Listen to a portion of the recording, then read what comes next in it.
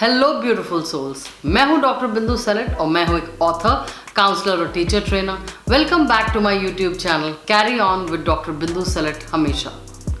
आज के वीडियो में मैं बात करने जा रही हूं how can you inculcate reading habits in your children, जो कि बहुत बड़ा कंसर्न है इस डिजिटलाइजेशन की एज में पेरेंट्स का, कि हम अपने बच्चों को कैसे रीडिंग हैबिट डेवलप कराएं।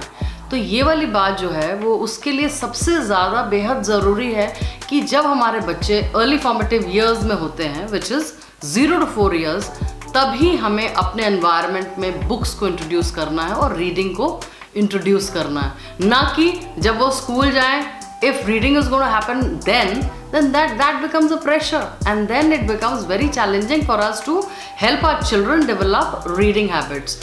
तो जो पहली बात है वो ये है कि हमें अपने environment को डिज़ाइन करना पड़ेगा। सबसे खास बात यहाँ पे ये भी मैं कहना चाहूँगी कि why inculcating reading habit is important is because there is no shortcut to success. Ultimately, you know, whatever said and done, we have to get into reading and writing, because we have to get into schools, write our exams, to be able to read somewhere in our life. And that is how जितनी जल्दी reading habit को inculcate किया जाए उतना ज़्यादा फ़ायदा होगा आपको और उतना easy हो जाएगा बच्चों के लिए, आगे के लिए।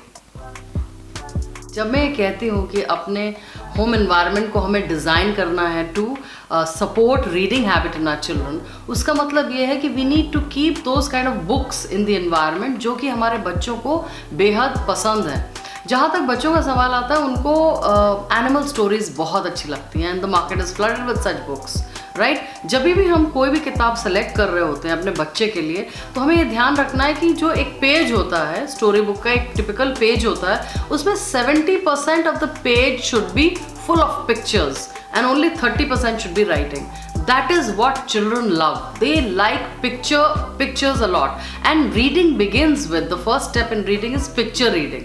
You know, एकदम से वो रीडिंग नहीं शुरू होती। Picture reading is what is going to happen first of all. तो ये इस तरीके की किताबें जब आप लाएंगे तो बच्चों को बहुत क्यूरियोसिटी रहेगी और बहुत उनका इंटरेस्ट बनेगा इन किताबों में।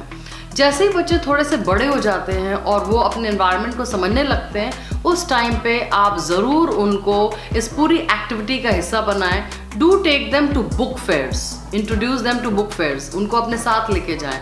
And don't only you get into selecting books for them, but involve them.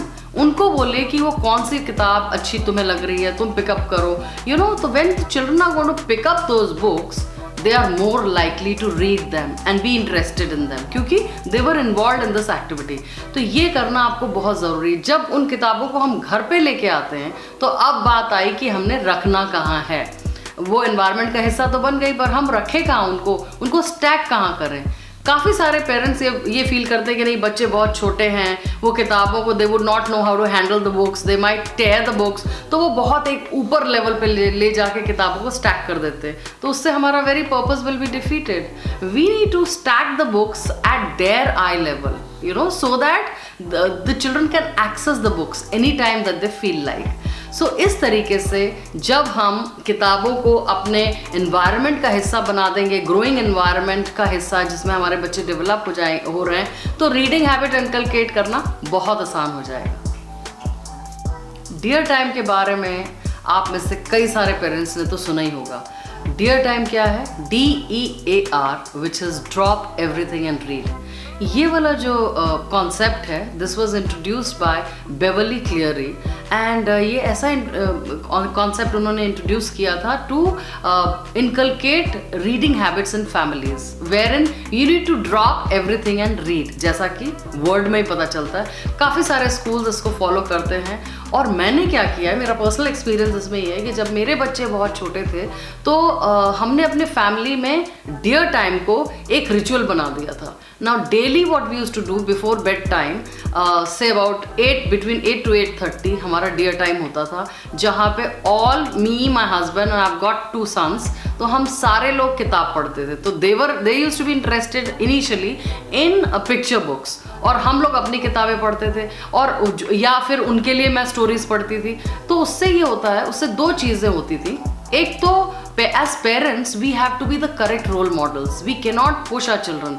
जो भी हमारे बच्चे हमें करते हुए देखते हैं ना, वो बहुत आराम से उस चीज़ को फॉलो करते हैं, तो वहाँ से उनका इंटरेस्ट डेवलप हुआ। और एक टाइम ऐसा भी आता था that we all used to be fighting for one book कि कौन पहले पढ़ेगा। So it is so easy to help your children develop into readers when you practise something. तो डियर टाइम को अपने ज़िंदगी का एक इंटेग्रल हिस्सा बनाइए, और आप अगर रोल मॉडल्स हैं during as readers, then that is going to be too good. तो दोस्तों, लाइक करें, शेयर करें और सब्सक्राइब करें, और ज़रूर बताएं कि आपको ये मेरी वीडियो कैसी लगी। जल्दी ही मिलती हूँ एक नए वीडियो के साथ। Till then, stay positive, take each day as it comes, and thank God for all that you have, because you have the power to choose.